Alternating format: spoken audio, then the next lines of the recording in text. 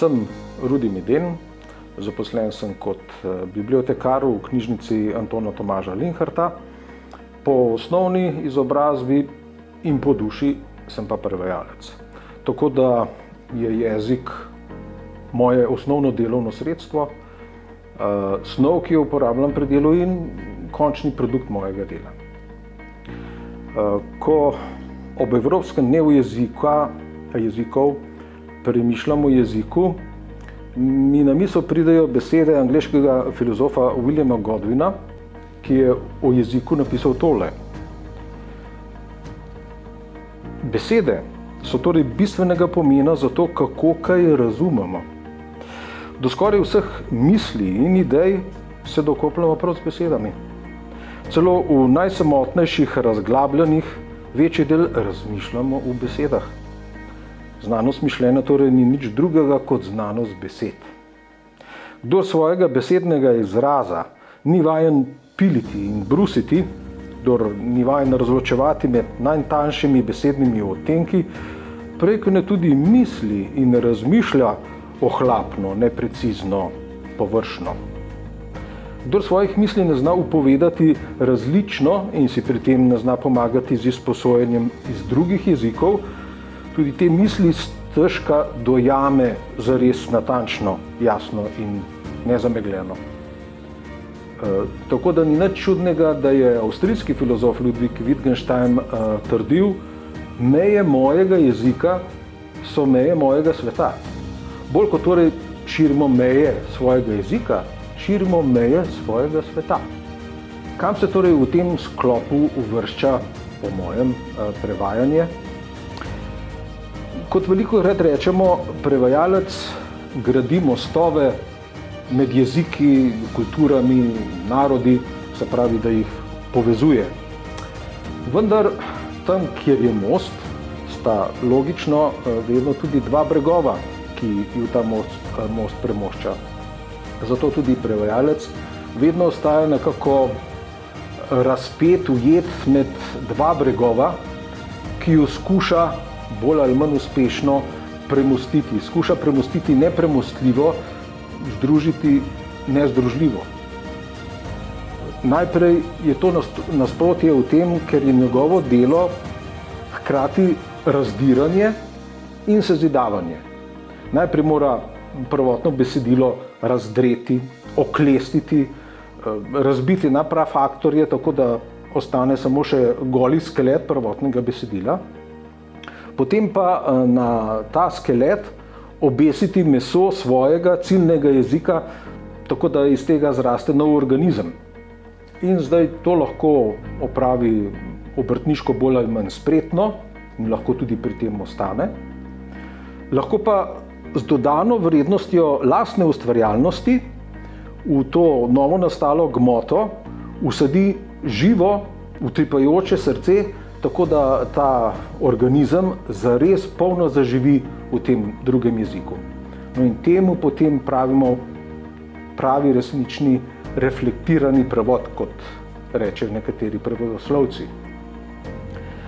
Vendar tudi tu prevajalec ostaja razpet med dve skrajnosti, po eni strani med lastno ustvarjalno silo, na drugi strani pa zvestobo avtorju.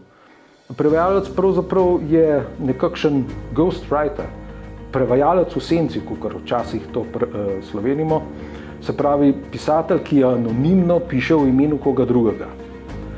Kadar se torej, če je prevod res takšen, kot mora biti, potem se bralec navdušuje ali pa zmrduje v resnici nad avtorjem, ne nad prevajalcem.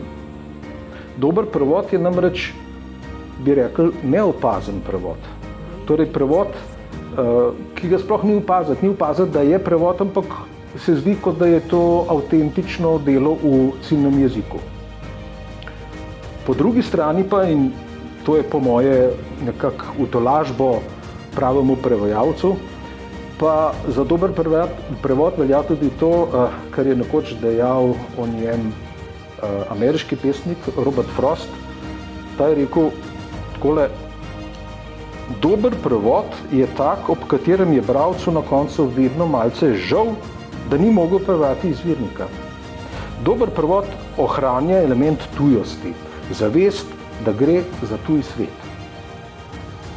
No, tretje nasprotje, ki je nekako vgrajeno v prevajalski proces, pa je to, da je prevajalec, hočeš nočeš, prisiljen služiti dvema gospodarjema. Čeprav že iz Svetega pisma vemo, da to ni mogoče. Trudi se namreč po eni strani služiti resnici, po drugi strani pa lepoti. Se pravi, kar najbolj zvesto, točno prevajati prvotno besedilo ali prvotno misel, hkrati pa to izraziti, ubesediti, upovedati čim lepše. Kako nezdružljivo je to včasih, so lepo že pred davnim časom povedali s tako duhovito primerjavo renesančni pisci, ki so prevode primerjali ženskam. Kadar so namreč zvesti, niso lepi, kadar so pa lepi, pa niso zvesti.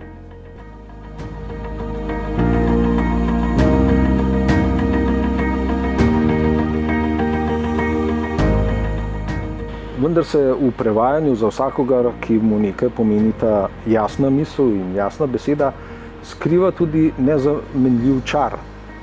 Naj še enkrat citiram Williama Godwina. Pravi, kdor obvladuje en sam jezik, verjetno do neke mere zavedno ostaja suženj jezika. Zle pa ne razume silne moči, ki se skriva v besedah. Zaman išče skrite zaklade maternega jezika.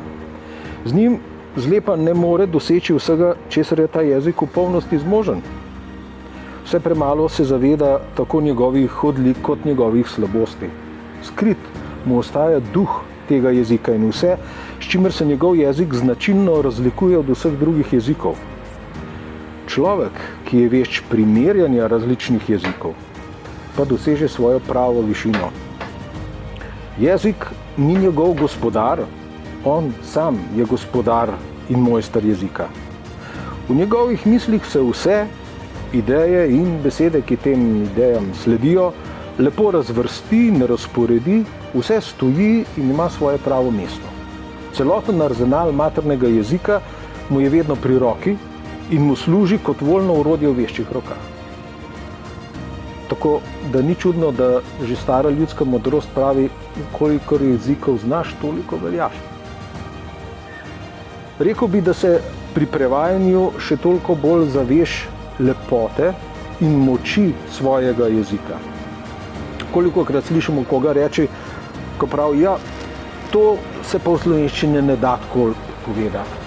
Da je pač slovenščina v primerjavi s kakšno angleščino ali, kot smo rekli, srbo-hrvaščino, veliko siromašnejša.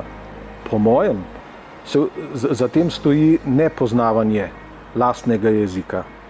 In je veliko zadoščenje izjava pesnika in prevajalca Janeza Menarta, ki je recimo v slovenščino prevajal Shakespearja, Burnsa, Viona in še marsikaterega mojstra, bi rekel, veliko večjih jezikov, kot je slovenščina.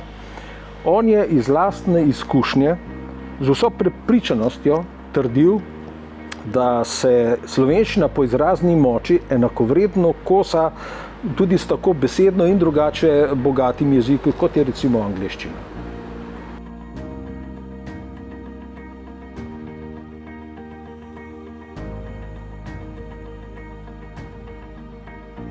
Čar prevajanja pa vidim še v nečem.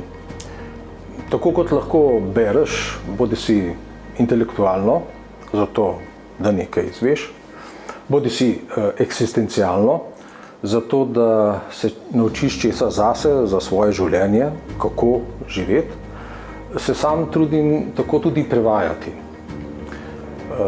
Srečo imam, da od prevajanja nisem eksistenčno odvisen, ampak bolj sem pa od njega odvisen eksistencialno.